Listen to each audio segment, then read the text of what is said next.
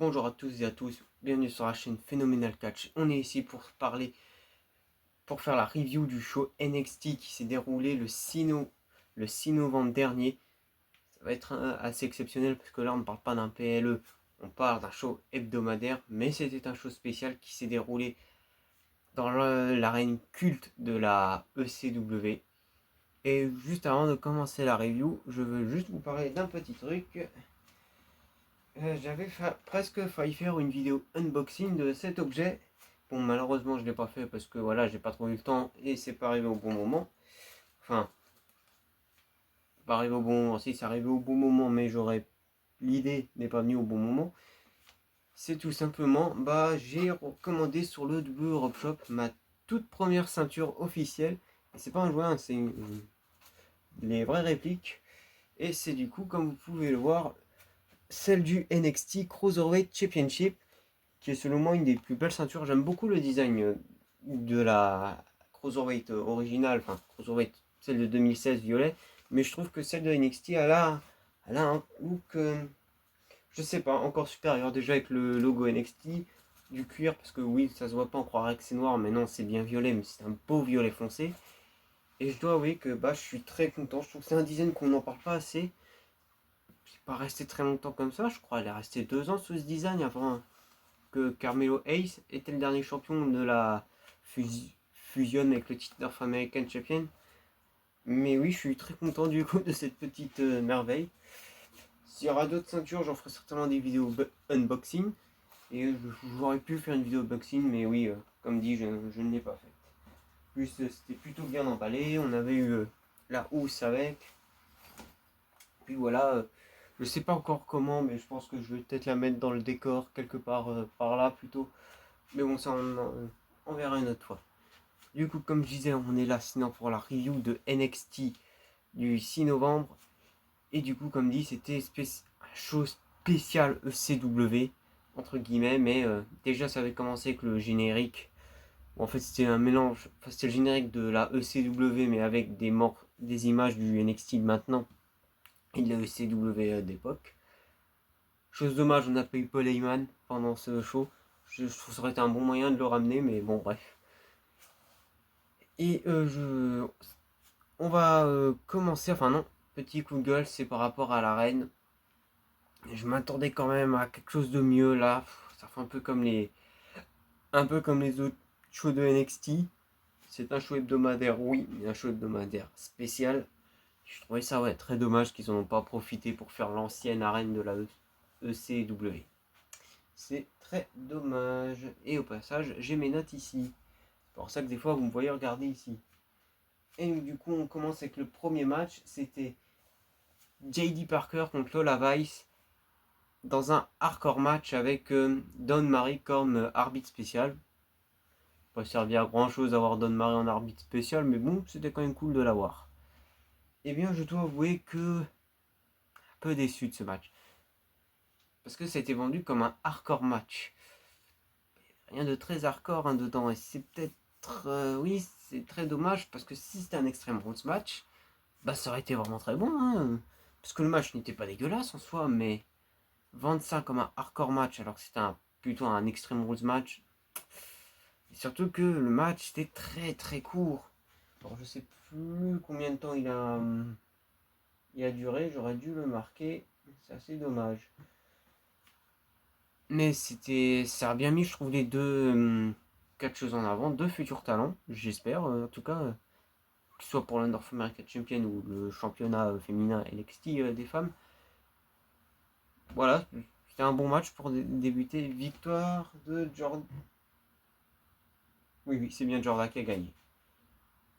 Alors on enchaîne ensuite avec une promo de Richie Holland et Tan Page. Alors je vais pas m'attarder sur tout ce qui était promo, mais je dois juste préciser que je trouve que ça marche hyper bien, Richie Holland et Tan Page. Je trouve qu'ils forment une bonne équipe et je pense qu'il va falloir les surveiller. Je pense que ce seront des futurs challengers pour un titre par équipe NXT. À mon avis, je le sens bien.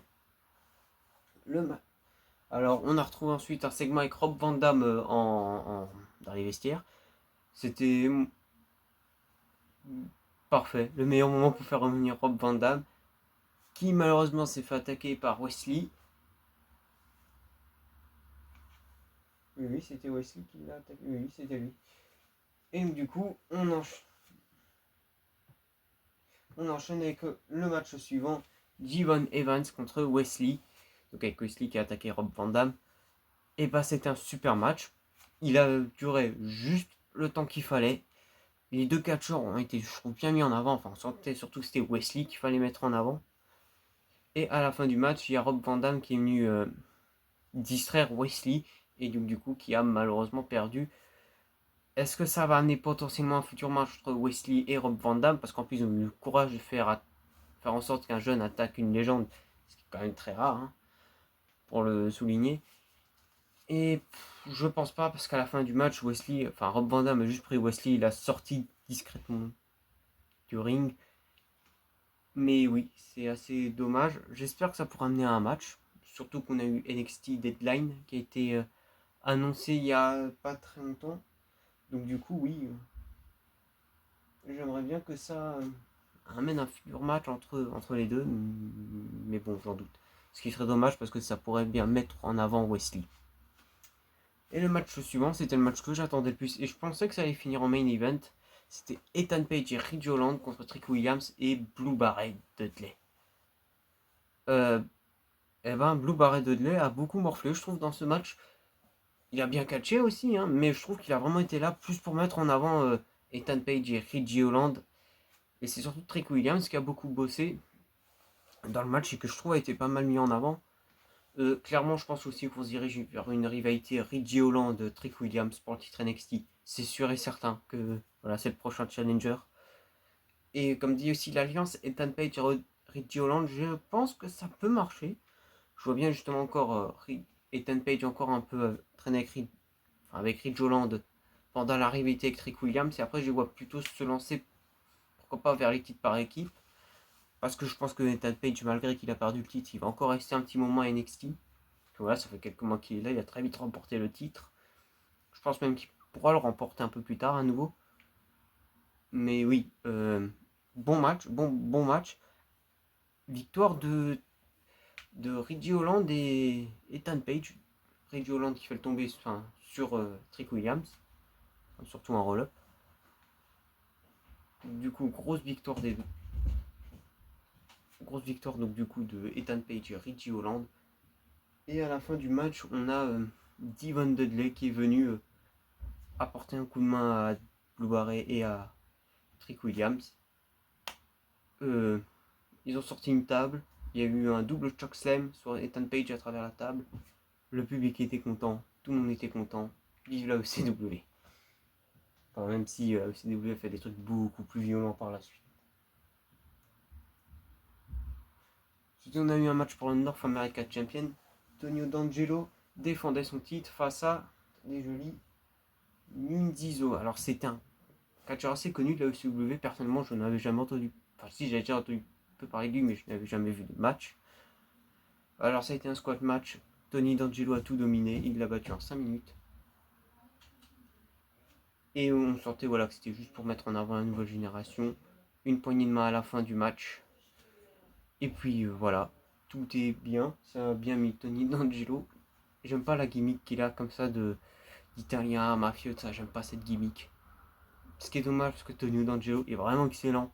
Il a vraiment un talent de main eventer. Des visages de NXT. Bon, moi je pense que ce serait même plutôt lui qui pourrait battre Trick Williams pour le titre. Mais ça c'est que mon avis.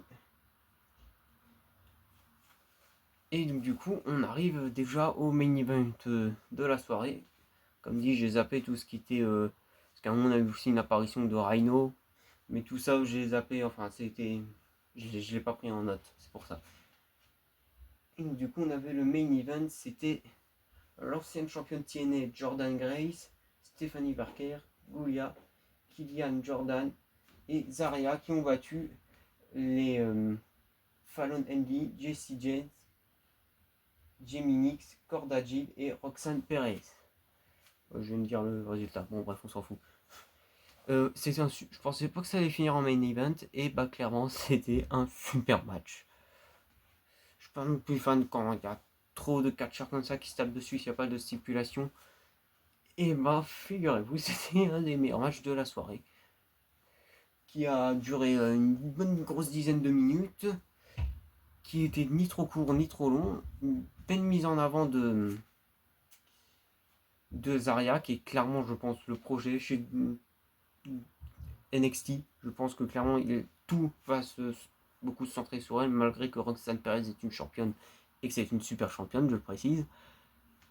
Donc du coup, victoire des Face, mais on a remarqué qu'il y a eu, sans faire exprès, une prise de Zarya sur Jordan Grace. Non, Jordan Grace. Sur Jordan Grace.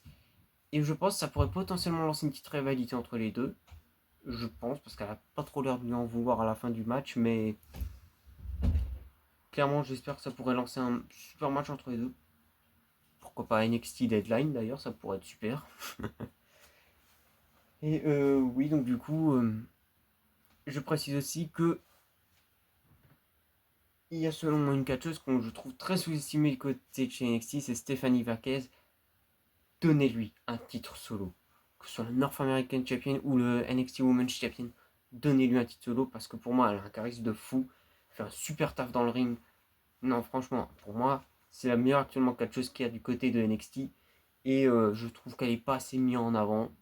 C'est assez dommage. Du coup, ce sera tout pour cette vidéo un peu courte. Je m'excuse. Vraiment, c'était vraiment très court. Je suis un peu fatigué. Je tourne vraiment cette vidéo un peu dans le speed. Mais donc du coup, c'était une review exceptionnelle d'un show hebdomadaire en plus de NXT. Première review de NXT d'ailleurs sur la chaîne. Je voulais à la base faire une review de NXT Halloween Havoc.